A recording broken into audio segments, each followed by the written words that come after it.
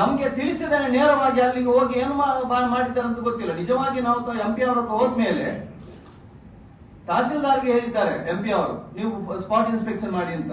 ಆವಾಗ ತಹಸೀಲ್ದಾರ್ ಏನ್ ಮಾಡ್ಬೇಕು, ನಾವು ಏನು MP ಅವರಿಗೆ ದೂರು ಕೊಟ್ಟಿದ್ದೇವಾ, ನಮ್ಮನ್ನು ಸಹ ಕೂಡಿಸಿಕೊಂಡು ಅಲ್ಲಿ ಸ್ಪಾಟ್ ಇನ್ಸ್ಪೆಕ್ಷನ್ ಮಾಡ್ಬೇಕಿತ್ತು, ನಮ್ಮನ್ನು ಇತ್ತು.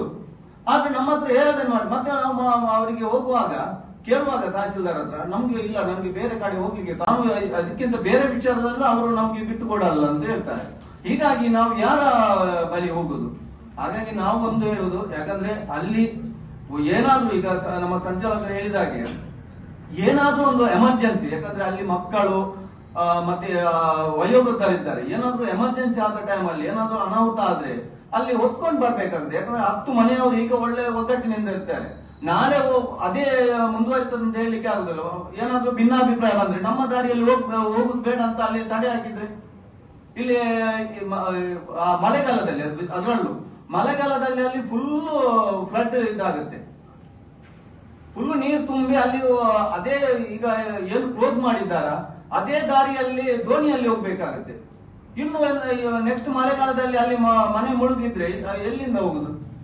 ಇದನ್ನೆಲ್ಲ ಅರಿತು ನಾವು ಹೇಳುದು ಇಷ್ಟೇ, ಯಾಕಂದ್ರೆ ಅಲ್ಲಿಗೆ ಸಂಸದರು ಬರಬೇಕು, ಶಾಸಕರು ಬರ್ಬೇಕಿತ್ತು, DC ಅವರು ಬರ್ಬೇಕು, ಸ್ಪಾಟ್ ಇನ್ಸ್ಪೆಕ್ಷನ್ ಮಾಡ್ಬೇಕಿತ್ತು.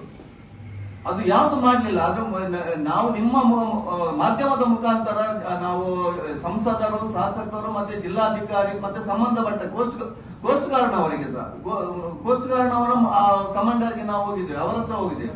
ಅವರು ಹೋಗುವಾಗ ಹೇಳ್ತಾರೆ, ಈಗ ನೀವು ಈಗ ಬರುದಾ, ನಾವು ಕೆಲಸ ಕಾಂಟ್ರಾಕ್ಟ್ ಸ್ಟಾರ್ಟ್ ಮಾಡಿ ಆಗಿದೆ, ಟೆಂಡರ್ ಹಾಕಿ ಆಗಿದೆ, ಅದು ಇನ್ನೂ ರೋಡ್ ಬಿಟ್ಟು ಕೊಡ್ಲಿಕ್ಕೆ ಆಗುದಿಲ್ಲ ಅಂತ.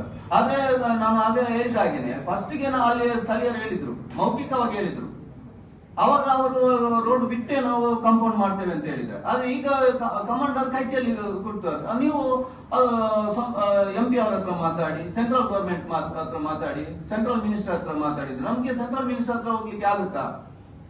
ಹಾಗಾಗಿ ನಾವು ಹೇಳುದು ಇಷ್ಟೇ, ದಯಮಾಡಿ ಇದರ ಬಗ್ಗೆ ಜಿಲ್ಲಾಧಿಕಾರಿಗಳು ಮತ್ತು MP ಅವರು ಮಧ್ಯ ಪ್ರವೇಶಿಸಬೇಕು.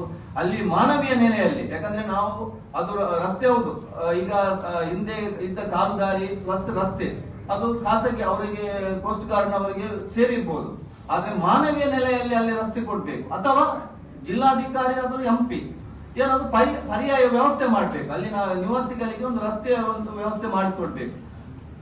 ಹಾಗಾಗಿ ಇಷ್ಟೇ ನಾವು ಈ ಮಾಧ್ಯಮದ ಮುಖಾಂತರ ಹೇಳುದು, ನಮ್ಗೇನು ಅವರು ಕಂಪೌಂಡ್ ಹಾಕುದು ಬೇಡ, ಅವರ ಜಾಗಕ್ಕೆ ಅವರು ಕಂಪೌಂಡ್ ಹಾಕ್ಲಿ, ಆದ್ರೆ ರಸ್ತೆಯ ಒಂದು ಅಲ್ಲಿ ಮೂಲಭೂತ ಹಕ್ಕು, ಅದು ಸಂವಿಧಾನ ಕೊಟ್ಟಿರುವಂತದ್ದು, ಇಲ್ಲಿ ರಸ್ತೆ ಮತ್ತೆ ನೀರು ಅದು ಮೂಲಭೂತ ಹಕ್ಕು, ಅದನ್ನು ಮಾಡಿಕೊಡ್ಬೇಕಾದ್ರೆ ಅದರ ಬಗ್ಗೆ ನಮ್ಮ ಸಂಸದರು ಮತ್ತೆ ಜಿಲ್ಲಾಧಿಕಾರಿಗಳು, ಸಂಬಂಧಪಟ್ಟ ಅಧಿಕಾರಿಗಳು ಗಮನ ಹರಿಸಬೇಕು.